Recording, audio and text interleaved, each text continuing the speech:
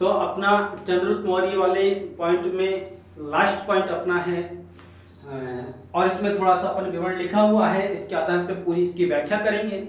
चंद्रगुप्त मौर्य वंश की उत्पत्ति के बारे में अपन ने जानकारी, चंद्रगुप्त मौर्य किस वंश का था उसके बारे में, उसकी कहां से उत्पत्ति हुई थी, कहां से हमें मौर्य वंश की जानकारी प्राप्त हुई थी उसके बारे में। इसके अगला जो अपन पॉइंट है थोड़ा सा मैं और शॉर्ट करने का प्रयत्न करूंगा। बिंदुसार और अशोक को अपन लेंगे, उनको पढ़ेंगे तो बिंदुसार को एक ही वीडियो में समेटने का कोशिश करेंगे। सिर्फ वो तथ्य ज्यादा जो आपके ज्यादा महत्वपूर्ण होंगे उन्हीं की अपन चर्चा करेंगे, है ना। थोड़ा और विस्तार में उसको डाउन करेंगे और कम में उसको ज्यादा निकालने का प्रयत्न करेंगे। चलिए अपन मैं बात करता हूं। पहली बात है चंद्रगुप्त मौर्य के समय मैंने वो चीजें जो आपके प्रश्न में ज्यादातर आती हैं सभी एग्जाम में, ये बहुत महत्वपूर्ण वीडियो रहेगा आपका। तो देखिए इसमें करते हैं मौर्य साम्राज्य में सुदर्शन झील का निर्माण। अब बात ये आती है भाई साहब, सुदर्शन झील का निर्माण किसने करवाया था? सुदर्शन झील का निर्माण सबसे पहले चंद्रगुप्त मौर्य के शासनकाल में हुआ, उसके बाद में गुप्त काल में, अन्य काल में उसका पुनर्निर्माण होता रहा। लेकिन इसका सबसे पहले बनाने वाला कौन था? चंद्रगुप्त मौर्य के समय। और सुदर्शन झील का निर्माण हुआ और इसका निर्माण करने वाला कौन था बताइए जल्दी आप। तो पुष्य, कौन था? पुष्य गुप्त वैश्य, पुष्यगुप्त वैश्य। पुष्यगुप्त वैश्य ये क्या था? ये सौराष्ट्र का उस समय जो सौराष्ट्र है, सौराष्ट्र का ये गवर्नर था, या कह सकते हैं सौराष्ट्र का क्या था, ये राज्यपाल था। वहां राज्यपाल होते हुए इसने सुदर्शन झील का निर्माण करवाया। तो आपको याद रखना है, पूछा जा सकता है सुदर्शन झील का निर्माण किसने करवाया? तो पुष्यगुप्त वैश्य ने सुदर्शन झील का निर्माण करवाया। आगे अपन चर्चा करते हैं कि पश्चिमी भारत की विजय।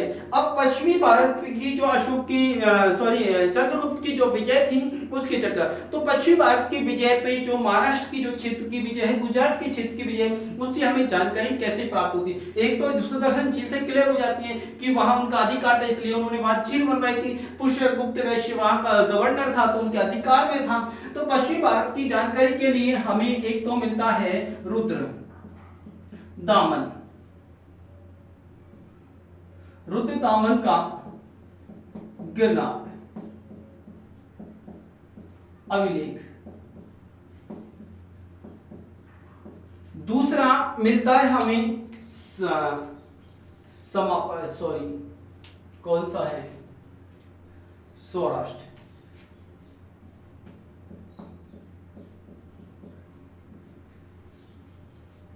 सोपार, हाँ सोपार है ना, सौराष्ट्र तो उस क्षेत्र का नाम हो जाएगा सोपार। सोपारा महाराष्ट्र का, सोपारा का अभिलेख, यही लिख देता हूं, सोपारा का अभिलेख। इन दोनों से पश्चिमी भारत की विजय की हमें स्पष्ट जानकारी प्राप्त होती है। अपन दक्षिणी भारत की विजय की जानकारी की प्राप्त करें तो दक्षिणी भारत में हमें सबसे ज्यादा जो इस क्षेत्र में मिलते हैं वो क्या मिलते हैं? अशोक के अभिलेख। इसके बाद में जो अशोक शासक बनेगा उस अशोक के जो अभिलेख हैं, अभिलेख हमें सबसे ज्यादा मिलते हैं और इसकी दक्षिणी भारत की विजय की जानकारी प्राप्त करते हैं। मैसूर से, कर्नाटक से, श्रवणबेलगोला जहां बौद्ध धर्म, जैन धर्म चंद्रगुप्त ने प्राप्त किया था उसके बारे में, तो उसमें मैसूर आदि में अशोक के हमें बहुत ज्यादा अभिलेख मिलते हैं। और चंद्रगुप्त मौर्य के वहां जाने से भी हमें इसकी जानकारी मिलती है कि दक्षिणी भारत में इनका अधिकार था। इसके साथ साथ हमें जैन ग्रंथ और संगम साहित्य, संगम साहित्य, इनसे हमें जानकारी प्राप्त होती है कि इन्होंने दक्षिणी भारत पर शासन किया था, है ना। संगम साहित्य में मामूलनार का अहनानूर, संगम साहित्य की अपन बात करें तो मामूलनार का एक ग्रंथ है अहनानूर,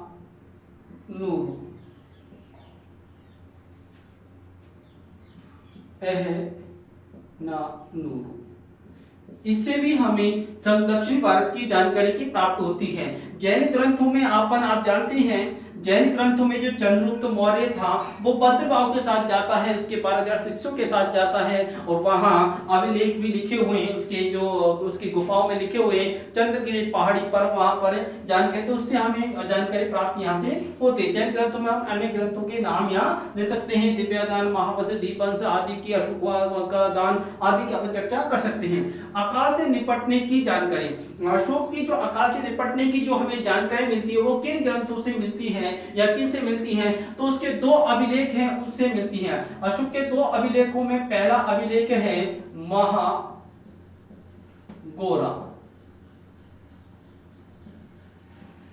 महागोरा और जो दूसरा अभिलेख है माहिस्तान।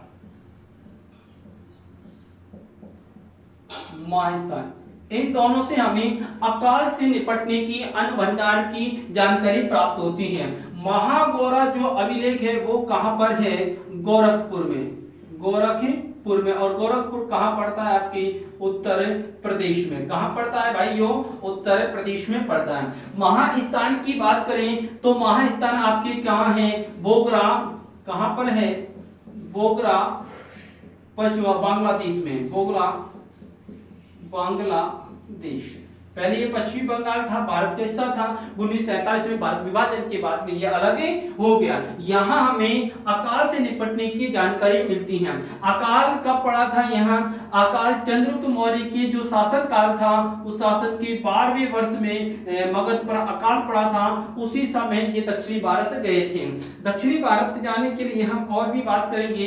जैसे चंद्रगुप्त मौर्य की मृत्यु की बात करते हैं, इनकी जो मृत्यु हुई थी, इन्होंने मृत्यु कैसे मिली, तो इनकी मृत्यु की जो बात है, इनकी मृत्यु 298 ईसा पूर्व में हुई थी। चंद्रगुप्त मौर्य की मृत्यु कब हुई? 298 ईसा पूर्व। किसके कार्य से हुई थी? सलेखना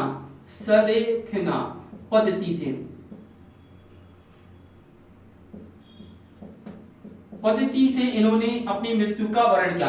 सलेखना क्या होता है? सलेखना जो है ये जैन धर्म में एक पद्धति होती है कि जब व्यक्ति को अपना समय जो नजदीक होता है, ऐसा लगता है कि अब जीवन अंतिम समय हो चुका है और अब ये प्राण त्यागने ही पड़ेंगे, तो उस समय व्यक्ति अन्न, जल, खाना पीना बिल्कुल छोड़ देता है और अपनी मृत्यु के, अपने प्राणों के निकलने की वो प्रतीक्षा करता है। वे भजन करते हुए अपने प्राणों को त्याग देता है। तो सलेखना में कह सकते हैं कि इसमें जो अन्न है,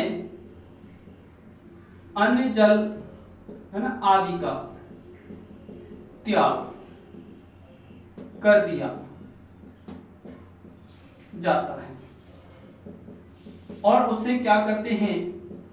मृत्यु का वर्ण करते हैं। इस सब को करने के साथ मृत्यु का वर्ण किया जाता है। तो सलेखना पद्धति से इनकी मृत्यु हुई। बात है इनकी मृत्यु कहां पर हुई थी? इनकी मृत्यु हुई थी श्रवणबेलगोला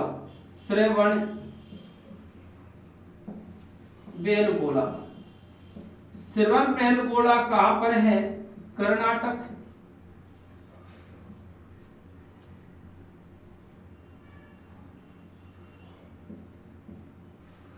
कर्नाटक में है। इसको अपन मैसूर भी कह सकते हैं। मैसूर यहां पर, इसमें यहां कर्नाटक है। यहां पर एक पहाड़ी है जिसका नाम है चंद्रगिरी। पहाड़ी का नाम क्या है? चंद्रगिरी पहाड़ी है और चंद्रगिरी पहाड़ी पर इन्होंने तपस्या करके अपने प्राणों को त्यागा था। अब अपन बात करते हैं चंद्रगुप्त जो मौर्य था एक महान विजेता था। ये कैसा व्यक्ति था? महान विजेता।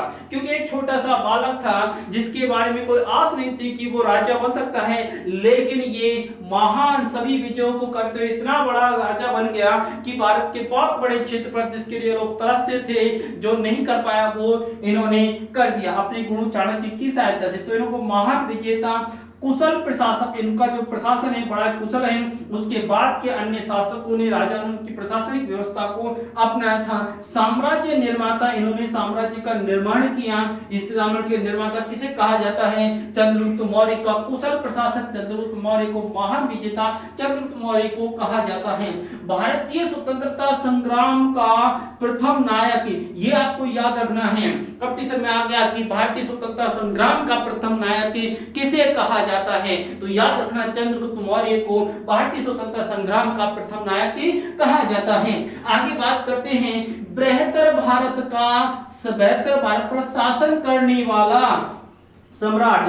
बेहतर भारत पर शासन करने वाला सम्राट यानी कि पूरा एक तरह से भारत ले सकते हो आप, अफगानिस्तान और पाकिस्तान का पूरा क्षेत्र जिसकी सीमा ईरान सीरिया के राजाओं से लगती हो, ईरान तक लगती हो, ऐसा सम्राट कौन था? चंद्रगुप्त मौर्य था, क्योंकि सेल्यूकस को इसने हराया। तो ये बेहतर भारत पर शासन करने वाला प्रथम सम्राट ये किसने कहा? आरखी मुखर्जी ने। किसने कहा ये बात? किसने की थी?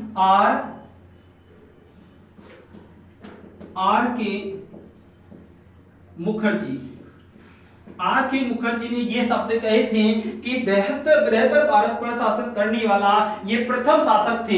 इनको भारत का मुक्तिदाता कहा जाता है। चंद्रगुप्त मौर्य को भारत का मुक्तिदाता कहा जाता है। क्यों भारत का मुक्तिदाता कहा जाता है? क्योंकि इन्होंने मगध पर से, कहां से? मगध पर से जो नंद वंश है, नंद राजा धनानंद को परास्त किया, वहां से हटाया, वहां की जनता को नंद वंश के अत्याचारी धनानंद के शासन से मुक्ति दिलाने के कारण इन्हें मुक्तिदाता के, भारत का मुक्तिदाता के रूप में जाना जाता है। भारतीय स्वतंत्रता संग्राम का इनको प्रथम नायक कहा जाता है। भारतीय स्वतंत्रता संग्राम का क्या कहते हैं? इनको प्रथम नायक। अब भारतीय स्वतंत्रता संग्राम को प्रथम नायक किसे कहते हैं? चंद्रगुप्त मौर्य को कहते हैं। क्यों कहते हैं? क्योंकि इन्होंने जो पश्चिमी भारत है, पश्चिमी भारत जिसको अपन कह सकते हैं सिंध व पंजाब का जो क्षेत्र है, वहां जो सिकंदर ने जो अधिकार किया था, अपने यूनानी राजदूतों को, गवर्नर जिन्हें छत्रप कहते हैं, बैठाया था, उन्हें वहां से भगाया और मुक्त कराने के कारण भारत को, इसको स्वतंत्र भारत का प्रथम नायक इन्हें कहा जाता है। पहली बार नए प्रकार की शासन व्यवस्था स्थापित की।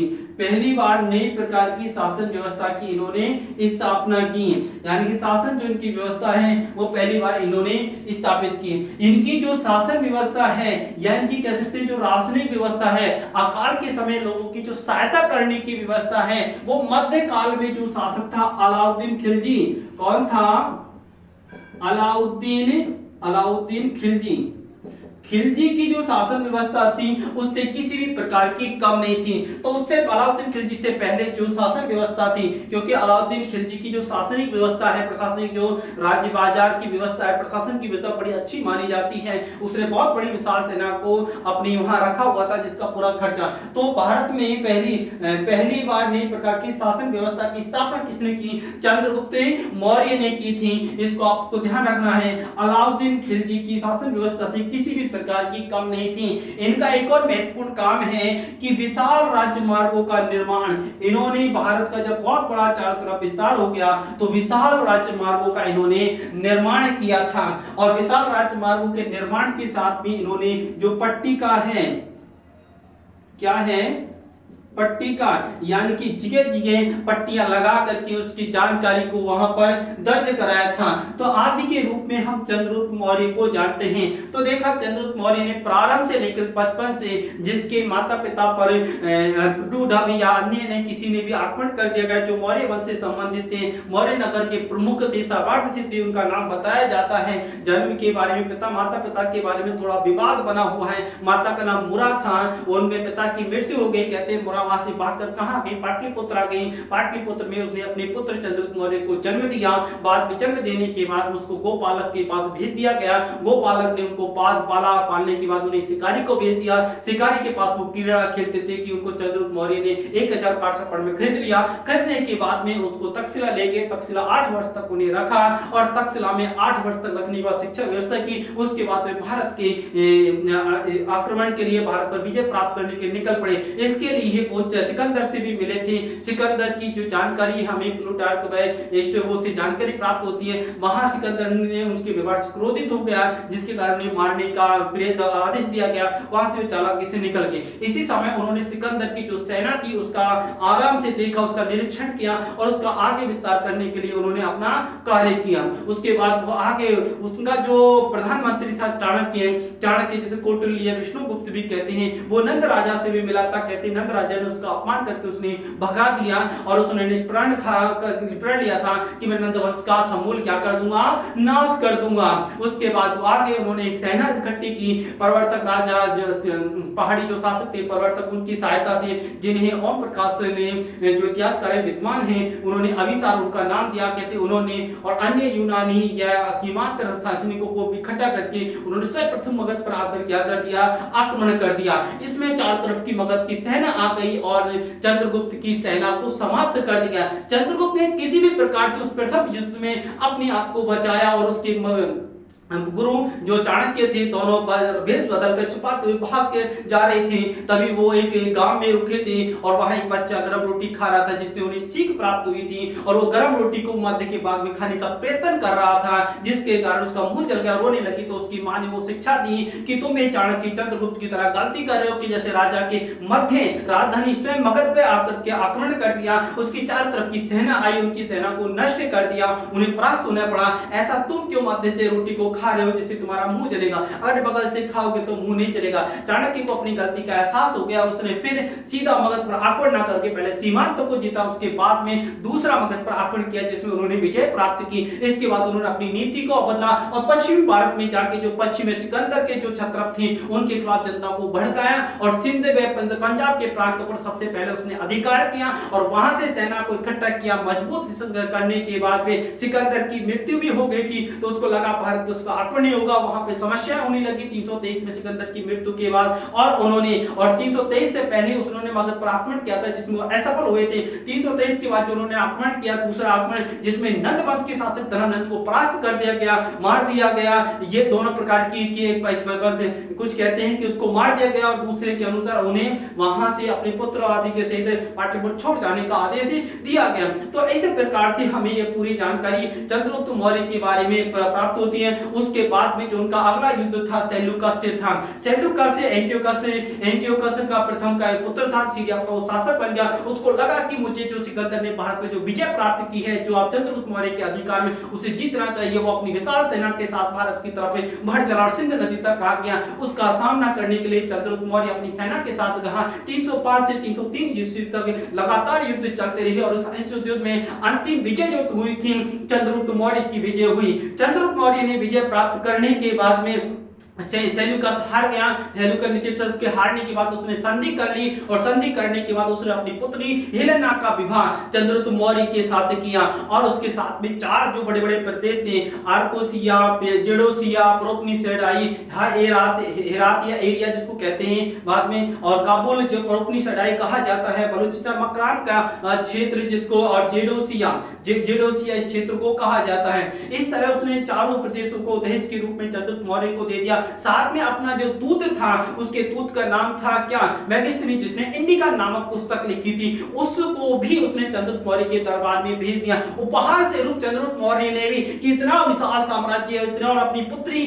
जो उसके साथ विवाह किया, राजदूत उसको दिया। इस कृतज्ञता से चंद्रगुप्त मौर्य ने 500 लड़ाकू हाथी सेल्यूकस को दे दिए थे, क्योंकि सिकंदर की आक्रमण के समय से उनकी एक लालसा थी कि भारतीय लड़ाकू हाथी भी हमें मिलने चाहिए। तो उसकी मनोकामना को पूर्ति करते हुए चंद्रगुप्त मौर्य ने 500 हाथी उपहार से रूप उनको दे दिए। कहा जाता है बाजीगर भी उन्होंने उनके साथ में दे दिया गया था। तो इस तरह की मैत्री संबंध हुए और उनका यूनानियों से, विदेशी पश्चिमी के क्षेत्र से व्यापारिक संबंध स्थापित हो गया और इस तरह चंद्रगुप्त मौर्य का एक विशाल साम्राज्य स्थापित हो गया। उसके बाद उन्हें कोई साम्राज्य स्थापित करने की जगह नहीं दिखी थी। उन्होंने पश्चिमी भारत में जो राज्य किया, जिसके आपने बात की, जूनागढ़ में सोपारा के जो अभिलेख हैं जिनसे हमें जानकारी प्राप्त होती है। दक्षिणी भारत में अशोक के बहुत सारे अभिलेख हमें प्राप्त होते हैं। उनमें जैन ग्रंथों से जो चंद्रगुप्त मौर्य जैन थे जिनके बारे में वहां जानकारी मिलती है। संगम साहित्य से भी वहां उनके बारे में जानकारी मिलती है, जैसे कि मामूलार का एहनाडुरु से हमें उस बात की जानकारी मिलती है। तो दक्षिणी भारत साथ उन्होंने विशाल साम्राज्य को अपने अधिकार क्षेत्र में गया। उनके बारे में हमने कुछ चीजें पढ़ी कि भारत का मुक्तिदाता किसे कहा जाता है, चंद्रगुप्त मौर्य को कहा जाता है। भारतीय स्वतंत्रता संग्राम का नायक किसे कहा जाता है, चंद्रगुप्त मौर्य कहा जाता है। पहली बार नई इस प्रकार की शासन व्यवस्था की इस तरह अपना किसने की, जो अलाउद्दीन अलाउद्दीन के समय जैसी व्यवस्था थी उसे किसी प्रकार से कम नहीं थी, वो चंद्रगुप्त मौर्य ने की थी। विशाल राजमार्गों का निर्माण एक स्थान से पश्चिम से ताम्रलिप्ति जो बंगाल में पड़ता है, ताम्रलिप्ति बंदरगाह था, उसमें अपने पुत्र वो तो अशोक गया था, तो ताम्रलिप्ति से लेकर बंगाल से लेकर के और ईरान तक उनका साम्राज्य था। उसमें उधर से हिंदू कुश पर्वत कह सकते हैं, आप अपने हिमालय कह सकते हो, वहां से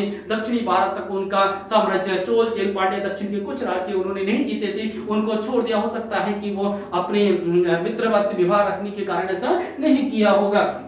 उसके साथ में हमने देखा चंद्रगुप्त मौर्य, इन सारी चीजों से हमें पता चलता है चंद्रगुप्त मौर्य कौन था, एक महान विजेता था, कुशल प्रशासक था। उनकी प्रशासन व्यवस्था को अन्य लोगों ने अपनाया, अन्य शासकों ने अपनाया। इसलिए देखते हैं साम्राज्य निर्माता, साम्राज्य के निर्माता उन्हें कहा जाता है। भारतीय स्वतंत्रता संग्राम का प्रथम नायक उनको कहा जाता है। बेहतर भारत प्रशासन करने वाला प्रथम सम्राट किसने कहा, आर के मुखर्जी ने कहा, ये इतिहासकार है, इन्होंने ऐसा कहा था। इस तरह हम देखते हैं कि इनकी सारी सुदर्शन झील का प्रश्न काफी बार एग्जाम में पूछा जाता है। सुदर्शन झील का निर्माण किसने किया, पुष्यगुप्त वैश्य ने किया। किसने किया, पुष्यगुप्त वैश्य ने। उनका गवर्नर था, सौराष्ट्र क्षेत्र का गवर्नर था, जिससे अकाल के समय वहां की कृषि कार्य आदि के लिए सहायता मिलती थी, वहां पानी की पर्याप्त स्थिति को व्यवस्थित करने के लिए थी। तो इसी के साथ चंद्रगुप्त मौर्य का जो कार्यक्रम है वो पूरी तरह से समाप्त होता है। इसके बाद अपन बिंदुसार को लेंगे, बिंदुसार के महत्वपूर्ण पॉइंटों को लेंगे और अशोक की चर्चा करेंगे। तो अगला वीडियो अपना बिंदुसार के लिए आएगा, उसके लिए आप तैयार रहना। वीडियो को ज्यादा से ज्यादा लाइक करो, शेयर करो, चैनल को सब्सक्राइब करो और दोबारा इसको देखो, है ना। देखने से ही आपको ये याद होगा। थोड़ा सा लगता होगा ये टफ